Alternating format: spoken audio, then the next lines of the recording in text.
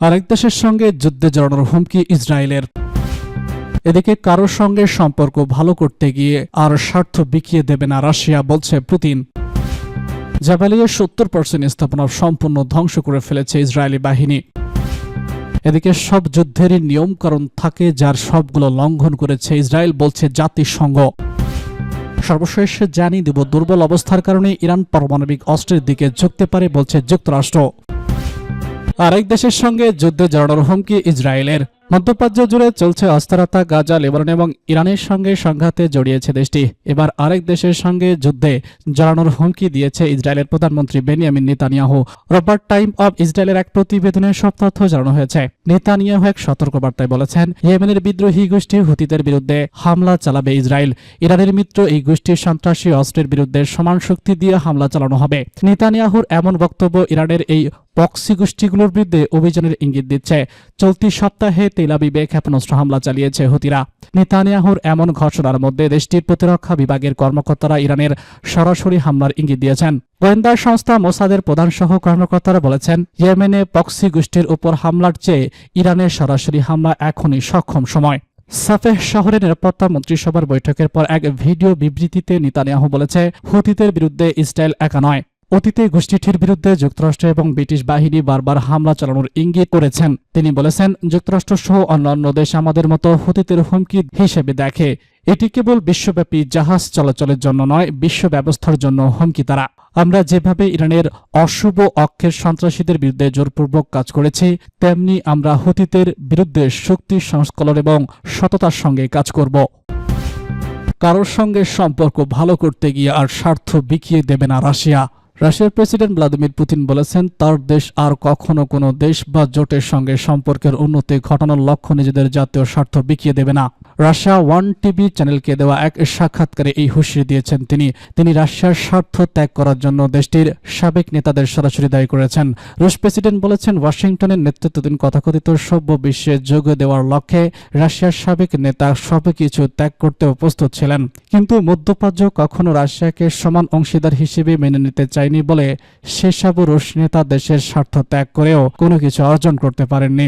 রাশিয়ার প্রেসিডেন্ট দৃশ্যত 1990-এর দশকের গোড়ার দিকে সাবেক সোভিয়েত ইউনিয়নের পতন পরবর্তী সময়ের কথা বলেছেন, যখন তৎকালীন রুশ নেতারা সোভিয়েত নিয়ন্ত্রিত অর্থনীতিকে পুঁজি বাজারে রুশ রূপ দিতে গিয়ে রাশিয়ার অর্থকে ভয়ঙ্কর সংকটে ফেলে দিয়েছিলেন। পরবর্তীতে রুশ সরকার ও কেন্দ্রীয় ব্যাংক রাশিয়ার জাতীয় মুদ্রা তহবিলের ভয়াবহ অবমূল্যায়ন করতে বাধ্য হয় এবং 1998 সালে এটি দেউলিয়া ঘোষণা করে। এমন সময় এই ঘটনা ঘটে যখন মস্কো নিজেকে পাশ্চাত্যের অংশ পরিণত করার চেষ্টা করেছিল। এ সম্পর্কে পুতিন বলেন, মার্কিন যুক্তরাষ্ট্র বা তার কোনো মিত্র কখনো রাশিয়াকে সম অংশীদার হিসেবে মেনে নিতে চায়নি। উল্টো তারা সবসময় রাশিয়ার সম্পূর্ণ ধ্বংস চেয়েছে। তিনি বলেছেন, যখন রাশিয়া অর্থনৈতিকভাবে দুর্বল হয়ে যায়, তখন পাশ্চাত্য রাশিয়াকে তাদের কথিত সভ্য বিশ্বের অংশে পরিণত করার পরিবর্তে মস্কোর বিরুদ্ধে চূড়ান্ত আঘাত আনে। জাবালিয়ার 70% স্থাপনা সম্পূর্ণ ধ্বংস করে ফেলেছে ইহুদিবাদী ইসরায়েলি সেনারা গত প্রায় 15 মাসের আগ্রাসনে গাজা উপত্যকা উত্তরাঞ্চল অবস্থিত জাবালিয়া শরণার্থী শিবিরের 70% স্থাপনা ধ্বংস করে ফেলেছে। ইসরায়েলি সামরিক বিশ্লেষক ইহুদিবাদী দৈনিক হারেসকে প্রকাশিত এক নিবন্ধে লিখেছেন, ইসরায়েলি ভয়াবহ আগ্রাসনের ফলে জাবালিয়া বর্তমানে একটি ভুতুড়ে শহরে পরিণত হয়েছে। এখন সেখানে শুধু উদ্বাস্তু কুকুরের দখলে আবর্জনার ভিতরে খাবার খুঁজতে দেখা যায়। হেলেন বলেছেন, যতদূর চোখ দেখা যায় ততদূর মাইলের পর মাইল শুধু ধ্বংসস্তূপ চোখে পড়ে। জাবালিয়া শরণার্থী শিবিরের ধ্বংসস্তূপের চোখে ফেলা কঠিন। তিনি বলেছেন, আমি দেখতে পেলাম অবশিষ্ট ভবনগুলো মারাত্মকভাবে ক্ষতিগ্রস্ত হয়েছে। ইসরায়েলি এই সামরিক বিশ্লেষক মনে করছেন, ইসরায়েলি সামরিক বাহিনী এর আগেও 2 বার জাবালিয়া অভিযান চালিয়েছে, তবে এবার তারা শহরটিকে সম্পূর্ণ ধ্বংস করে ফেলেছে। ইহুদিবাদী ইসরায়েলি বাহিনী 2023 সালের 7 অক্টোবর গাজা উপত্যকায় ভয়াবহ আগ্রাসন শুরু করে, যা চলছে। অবরুদ্ধ এই উপত্যকায় গত প্রায় 15 মাসের ইসরায়েলি আগ্রাসনে 45,227 ফিলিস্তিনি শহীদ এবং 1,10,100 জন আহত হয়েছেন। এছাড়া আরও অত্যন্ত 10,000 ফিলিস্তিনি নিখোঁজ রয়েছে, যাদের সবাই ধ্বংসস্তূপের নিচে আটকা পড়ে মর্মান্তিকভাবে নিহত হয়েছে বলে ব্যাপকভাবে ধারণা করা হচ্ছে।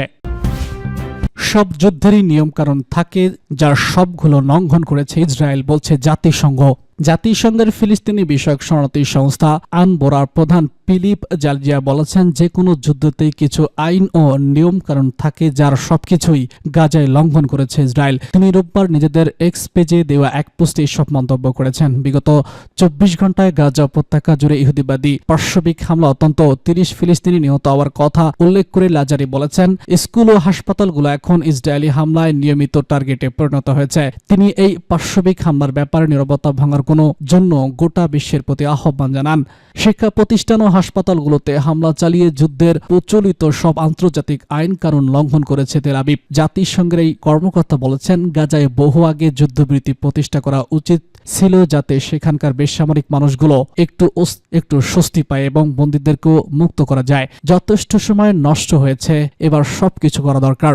ইহুদিবাদী বাহিনী 2023 সালের 7 অক্টোবর গাজা উপত্যকায় ভয়াবহ আগ্রাসন শুরু করে, যা এখনো চলছে। অবরুদ্ধ এই উপত্যকায় গত প্রায় 15 মাসের ইসরায়েলি আগ্রাসনে 45,200 ফিলিস্তিনি শহীদ এবং 1,07,573 জন আহত হয়েছেন। এছাড়া আরও অন্তত 10,000 ফিলিস্তিনি নিখোঁজ রয়েছে, যাদের সবাই ধ্বংসস্তূপের নিচে পড়ে আটকা হয়ে মর্মান্তিকভাবে নিহত হয়েছে।